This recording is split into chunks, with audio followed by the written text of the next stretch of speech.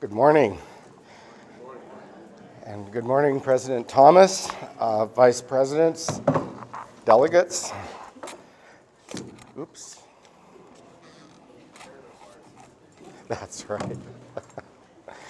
I was told I was on at 9, and I guess you're ahead of time, which is great. I want to introduce myself. My name is Shiguni. I'm from the Daklawidi clan in Klukwan.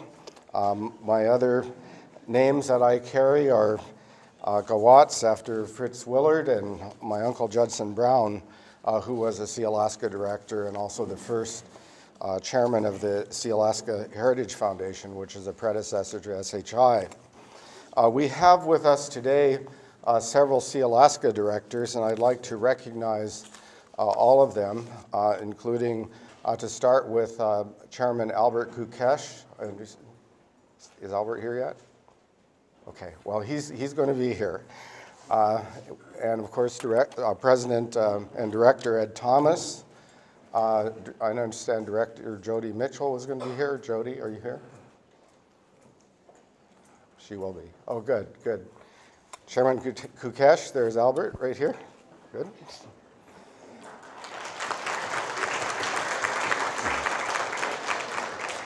Director Jackie Johnson Peta, who's the Executive Director of NCAI. And Director Patrick Anderson, who's your parliamentarian. Patrick. Director Barbara Catiente, I see you back there. I think Director Bill Thomas is he here? Because I thought he was, there's Bill, good. And former state representative, co-chair of the Finance Committee. Also new director, Richard Thomas. Richard Reinhardt. Anyway, it's always an honor and a pleasure to receive this invitation to be able to have a discussion with you today and address the General Assembly. I want to be able to talk about and discuss a couple of issues. One is the strategic direction of Sealaska Corporation, and then secondly, to look at new opportunities as between Sealaska and Tlingit and Haida on critical issues that are facing us for the future. Well, I'm not able to report Sealaska's profits right now until our independently audited financial statements are published in the 2012 annual report. I can say that we earned more money this year than last. Sealaska is very financially healthy. In addition to profitability at the end of last year, our investment fund was about $57 million, and our fund for Sealaska shareholders, the permanent fund, was $88 million. And all of that is for the direct benefit of Sealaska tribal member shareholders. Both those funds have also increased. Our investment strategy has been led by tribal member shareholder Anthony Malott, and so these funds have increased as part of that important strategy. But what's really significant during this, especially coming year, is that Sealaska is transforming itself with the goal of economic sustainability for the 21st century. It's guided by our cultural values of Ha'ani, Ha'Latsin, Ha'Shagun, and U'Chak. These values are a source of strength of our people, and they will lead to greater business excellence. In the coming months, you're going to see Sealaska very deliberately divest itself of several of its subsidiaries because they don't fit into our longer-term strategy. We've created the necessary financial strength to be able to execute this kind of a transformation. And we'll be able to use our investment funds, funds that we receive from certain subsidiary sales, and also to be able to leverage an acquisition so that we're able to have one much larger singular business enterprise. And this is really a very exciting time between the Sealaska board and management to be able to implement a vision for the future. And this will provide greater financial returns. It'll provide greater opportunity for empowerment of individual shareholders, and that hews very closely to our cultural values. One of the key issues that we have had over these past several years is Sealaska's land entitlement legislation. We've been working on this pretty near for 10 years, all told. That we've had discussions with our board of directors and staff, with all the major stakeholders. Some of these stakeholders were greatly opposed to us. I can say now that our land bill is really closer to non-controversial than where we started from. In fact, a couple of the environmental groups who had formerly opposed us now support our land bill. Our land bill will preserve precious jobs in villages and in the region. It'll return 70,000 acres of our lands back to native control, and it will be a cornerstone of a sustainable economy for the region. In addition to that, it is also an environmental and conservation bill. It will include about 150,000 acres of new conservation protected areas, 61,000 acres of old growth will be protected, and it'll ensure that 274,000 acres of inventoried roadless areas will remain in public ownership. The Sealaska Land Bill is scheduled for a hearing on April 25th before the Senate Energy and Natural Resources Committee, along with 17 other public land bills, so we're making real progress. Tribes and ANCSA corporations share similar goals. While we fulfill different roles and bring different strengths to tribal members, ANCSA corporations and tribes were both meant to really empower us as people, to create stronger economic foundations for all of us. We really want to be able to raise everyone up. We seek to do this while honoring our Native values in all of the work that we do, and that's really the essence of the foundation of our success for the future. In March 2009, Sealaska and the Central Council executed a memorandum of understanding where we agreed that within a couple years we would enter into a joint venture and assist each other in identifying and assessing new economic opportunities. In November 2012, the Central Council created its new corporation, the Tlingit Business Development Business Corporation, and we've already engaged in discussions with your leadership to see if there are opportunities for us mutually within the area. And as you know, the economy is a serious issue within the southeastern region.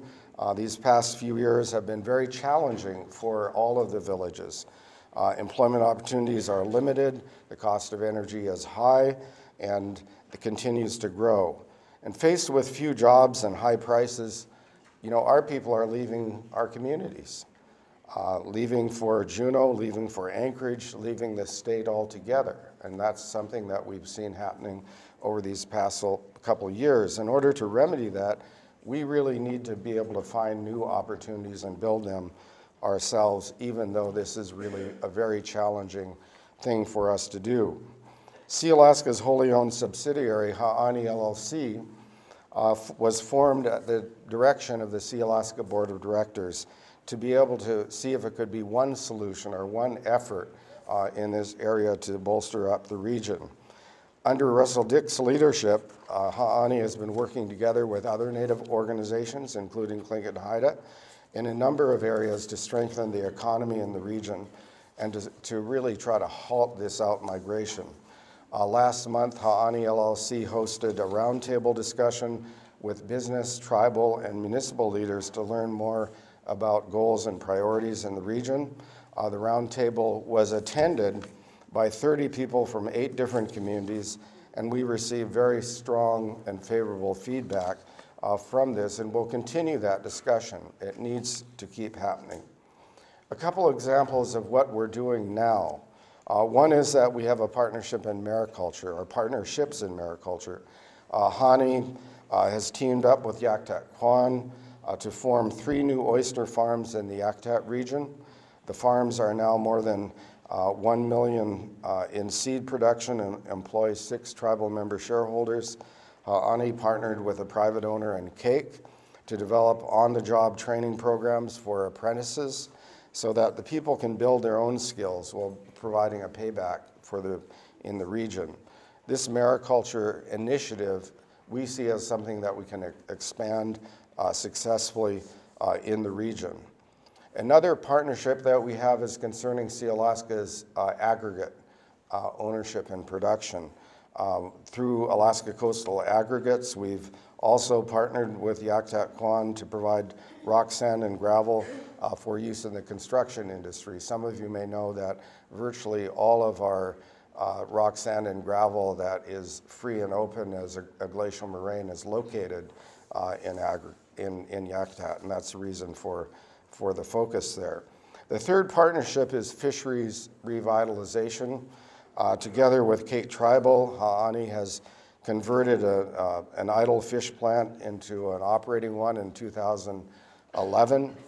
The name is Rocky Pass Seafoods, and it is operating, and we've received attention from international customers, and we really think that this has a very good chance of operating successfully for the future. And in addition to collaborating with Native organizations, the key goal of Ha'ani is to encourage individual entrepreneurship in the region. Ha'ani created the Native Community Development Financial Institution. It's called a CDFI, Ha'ani Community Development Fund. This basically functions as a small bank that specializes in microfinancing and has more flexibility than banks that are regulated by the Office of Comptroller of the Currency. It's a not-for-profit organization that helps local entrepreneurs invest in and build small businesses, and it can also provide technical assistance. It's an alternative means of loans in the region to be able to stimulate the local economy. And I hope that you'll share this information with tribal members, because I think this is a key effort that I think could bring real results on an individual basis. As Tlingit Haida tribal leaders, I know that you're aware of another changing demographic that has real consequences for all of us. In a recent article in the New York Times, it was noted that Alaska Natives and Indians are moving rapidly to urban areas, and that's the case with us. Over 70% of Native Americans live in urban areas today. In the case of Sealaska, when you count the Alaska urban areas and Pacific Northwest, then our number is about 86%. So it's a really big number, and it has consequences. And the Native Americans, Alaska Natives who live in urban areas are no less Indian than any other Indian. And so this is a significant social and economic problem. It's a problem that I only leave for you to say that it's there, it's something that needs to be on our agenda.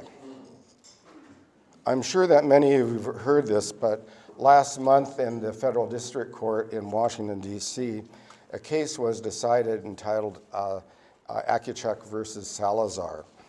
4 tribes, including the Chilkoot Indian Association, were the plaintiffs, and they successfully brought a lawsuit against the state of Alaska and the Department of Interior, challenging a Department of Interior regulation that bars Alaska tribes from applying for lands into trust.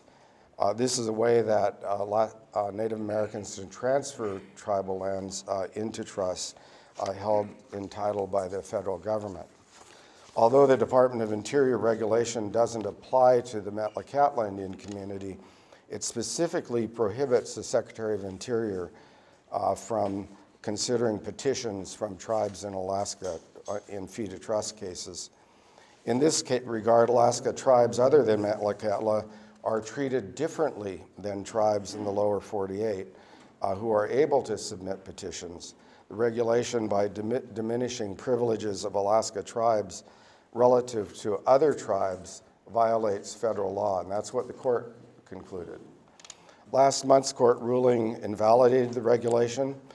It undoubtedly will be appealed in the federal appellate court and even to the U.S. Supreme Court.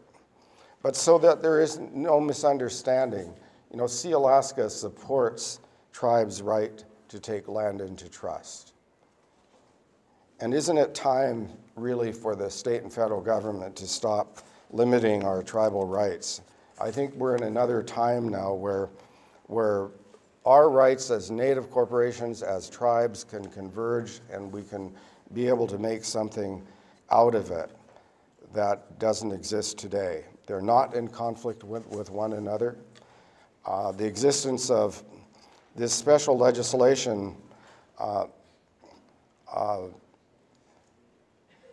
recognizing Tlingit Haida as a tribe, the old 1937 IRA legislation, and ANCSA itself actually created more tools in the toolbox for us to use. And even though the definition of our rights under federal Indian law and ANCSA don't fit together perfectly, they are actually not in conflict. And I think a lot of times things depend on how you characterize and label things, and it sets the framework for our discussion. For example, I believe that ANCSA itself was really a statutory Indian treaty. It was an exercise of Congress's plenary power under the Indian Commerce Clause of the U.S. Constitution. It exercised that same trust responsibility when it created ANCSA, when it created the 1937 amendments, when it recognized formally Tlingit Haida as a federally recognized tribes. All tribes and ANCSA corporations have a continuing legal relationship with the United States that arises from the Indian Commerce Clause of the U.S. Constitution. Let's take, for example, what has been, I think, a significant misunderstanding about the concept of ANCSA corporations defined as Indian tribes under federal law. This concept is actually embedded in ANCSA itself. It's not new, it's in the original law. Since the enactment of ANCSA and the Indian Self-Determination Act, Congress understood that it was critical for ANCSA not to be a termination legislation. Alaska Natives must be able to participate in all federal programs that are for the benefit of Native people to the maximum extent possible. It means that both tribes and ANCSA corporations must qualify to apply for programs that are actually meant for Native people. What Congress did not mean is for ANCSA corporations to seek tribal governance authority. The ANCSA corporations have never done that, as far as I believe, never will. But I'm hopeful that the Akiachuk decision will be upheld. That will be over a number of years. The ordinary course of appellate appeals can sometimes take 4 or 5 years, so we won't know the answer to this question for a while. But I can see that if it's upheld, that this could provide great opportunity for collaboration between Native corporations and Alaska Native tribes. One of the collaboration points is really kind of understanding issues about land tenure and zoning kinds of authority, and it's really important if in fact this is upheld for us to work closely together. Finally, I'd like to comment on one other area where Alaska Natives were given special treatment, and it really was to our great detriment. We're basically left out of recently enacted Violence Against Women Act. Other tribes achieved broader governance jurisdiction to protect Native American women from violence, abuse, and rape. Alaska was left out in some great part because the state of Alaska objected to the concept that a non-Native might have to be accountable for violence against Native women in a tribal court. It's just as simple as that. And I think that is a problem. The only thing that Alaska Native people want is to be able to protect our women, to protect family values in a situation where the state of Alaska has been blatantly ineffective for decades. If a woman dialed up 9/11 in Anchorage and was in physical danger and implored the police to come, and they said, well, I'll be there in a week, well, that wouldn't be acceptable to that person. It wouldn't be acceptable to people of Anchorage. It wouldn't be acceptable to the people of Alaska. And it really should be no more acceptable to us. I think we need to do something about it. So I think when we look at this, this is something that, Sealaska has made an effort with, and I really think this is something that we need to work on together. And it's a complicated area, but I really believe that we can do it. So, Mr. President, thank you, and members, thank you so much for the opportunity to speak with you today. Ganesh Chish.